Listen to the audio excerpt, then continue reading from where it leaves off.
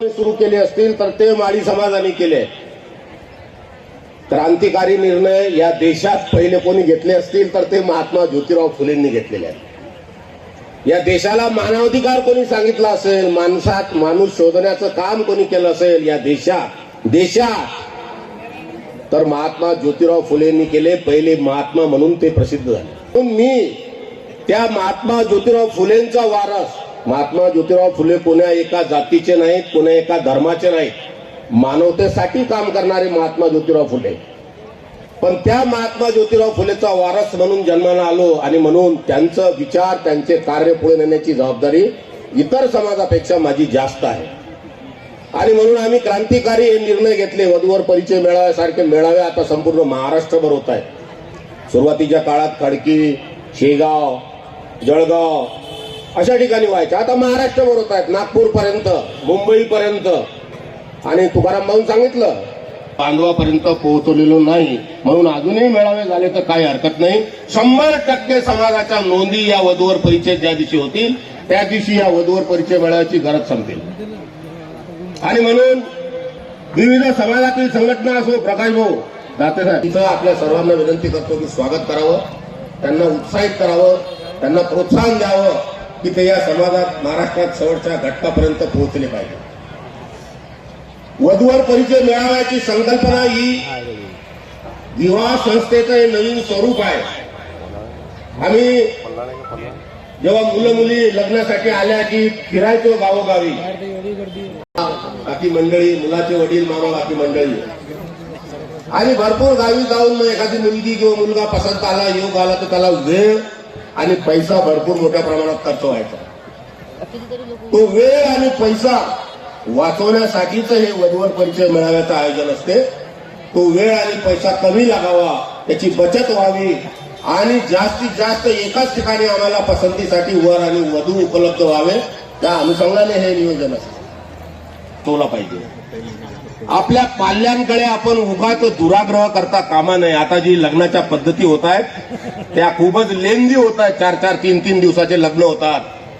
Video shooting शिवाय लग्न होत नाही. लग्न हा आमचा धार्मिक संस्कार असताना सुद्धा आता मात्र तो सिरियलचा काय प्रकार समाजात निर्माण होत आहे, सगळ्या समाजात निर्माण होत आहे. मात्र आम्ही त्याच्यातली क्रांती केली पाहिजे. आणि म्हणून आज जे वरवधू उपस्थित आहेत, जे काही त्या वरवधूंना मी विनंती करतो की त्यांनी आपल्या पाल्यांना दुराग्रह करू नये आणि जे लग्न आहे ते थोडक्यात चांगल्या संस्कारी पद्धतीने कसं आपल्याला पूर्ण करता येईल हे नक्की या ठिकाणी आपण घेऊन जावा, हा विचार आपण घेऊन जावा. आणि कमी पैशात आणि अत्यल्प वेळेचं नियोजन करून आपण हा विवाह सोहळा पार पाडला पाहिजे. लग्नाच्या वेळा सुद्धा त्याच पद्धतीच्या झाल्यात. आमच्या वेळ असते पत्रिकेवर 11 वाजता आणि मग 12, 1, 2 काही टाइम टेबल नाही. कोणी कोणाला विचारायला तयार नाही. पाहुणे आपले येतात, जातात, टकटक वाट पाहतात, उपाशी बसतात. हेही थोडंसं कुठेतरी आपण अपडेट केलं झालं पाहिजे. ह्याही गोष्टी आपण व्यवस्थित केल्या पाहिजेत. आधीच नियोजन करावं. लग्नाची वेळ निश्चित झाली पाहिजे. आणि 10, 15, 20 मिनिटं मागं पुढे होऊ शकतंय, पण लग्नाच्या वेळा आपण पाळल्या पाहिजेत. जे काही आपण मुहूर्त शोधतो तेही पाळले पाहिजे. ह्या दोन्ही विचार घेऊन आज जे काही वधूवर परिचयाचे योग या ठिकाणी येतील त्यांनी हुंडा सुद्धा घेऊ नये अशी मी माझ्या वतीने त्यांना नम्र विनंती करतो. आपण एक क्रांतिकारी समाज म्हणून या महाराष्ट्रात समोर येतोय आणि म्हणून हा क्रांतिकारी चांगल्या गोष्टी, सकारात्मक गोष्टी स्वीकारत पुढे गेला पाहिजे. आणि म्हणून माझी विनंती आहे की या विवाह समारोहात जे जे काही वधूवर परिचय होतील आणि त्यातून जे काही योग येतील त्यांनी अजिबात हुंडा हा विषय करू नये, हुंडा घेऊ नये अशी मी विनंती करतो. आणि आयोजकांनी अशा वधूवरांचा, अशा जोडप्यांचा किंवा अशा वधूवर पाल्यांचा इथं सत्कार दुसऱ्या वर्षी करावा अशी मी त्यांना विनंती करतो.